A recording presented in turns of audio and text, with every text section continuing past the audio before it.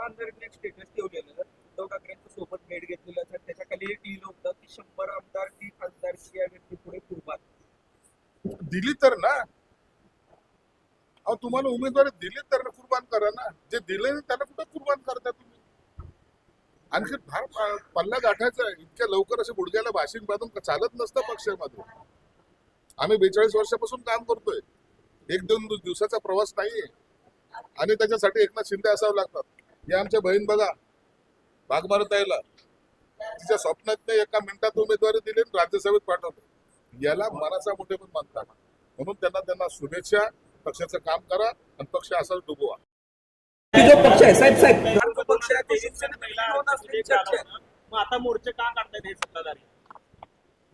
राज साहेब काय म्हणतात, काँग्रेसची काय, भाजपने आता काय आणलंय या बाबतीमध्ये सर्व चर्चा होत आहेत आणि त्यासाठी देवेंद्र फडणवीस साहेबांनी सुद्धा सांगितलंय कुणाला जर चर्चा करायची असेल तर ओपन आपण समोर करू आणि ते आव्हान प्रति आव्हान एकमेकाला देणं सुरू आहे. म्हणून याच्यावर आता भाष्य करणं योग्य नाही. साहेब, प्रहार जनशक्ती जो पक्ष आहे तो आपल्या पक्षात विलीन करण्याची चर्चा चालू आहे.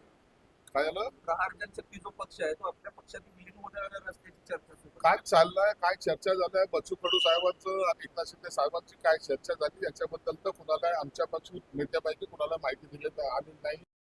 निर्णय ऐन वेळेला एकनाथ शिंदे साहेब घेतील आणि एकनाथ शिंदे साहेब जो निर्णय घेतील मराठा पक्षाच्या हिताचा असेल. म्हणताय की मराठी शाळा ज्या आहेत आपले राज्यकर्तेच विकतायत, कारण हा शाळेचा नवीन जागेचा विषय आहे असं देखील ते म्हणतात. हे बघा, मराठी शाळा विकणे किंवा मराठी बंद करणे हा कोणत्याही राजकीय नेत्याचा शकत नाही. मराठी ही टिकली पाहिजे, मराठी ही कायम असली पाहिजे. मराठीचं वर्चस्व या मुंबईतच नाही तर महाराष्ट्रात असली पाहिजे आणि ठेच पोहोचवण्याचा काम भूमिका आहे. म्हणून मराठीचा एका पक्षालाच फक्त ते पुळका आहे असं समजणं काही कारण नाही. मराठीसाठी वाटत तो लढा द्यायला आम्ही सुद्धा तयार आहोत.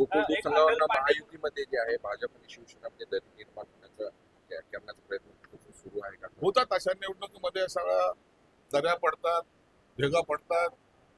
तुम्ही पाहिलं असं नगरपालिकेला तसं झालं, महानगरपालिकेला झालं, जिल्हा परिषदला झालं. म्हणून कार्यकर्त्याच्या आग्रहासाठी काही वेळेला कॉम्प्रोमाइज न करता ह्या लढाया लढाव्या. साहेब, नागपूर संघ कार्यालयाला रेडिएशनची धमकी देण्यात आलेली आहे. पत्राद्वारे निनावी पत्र मिळालेलं आहे. नागपूर कार्यालयाच्या सर्व सुरक्षितता एक केंद्र पाहते, राज्यही पाहते.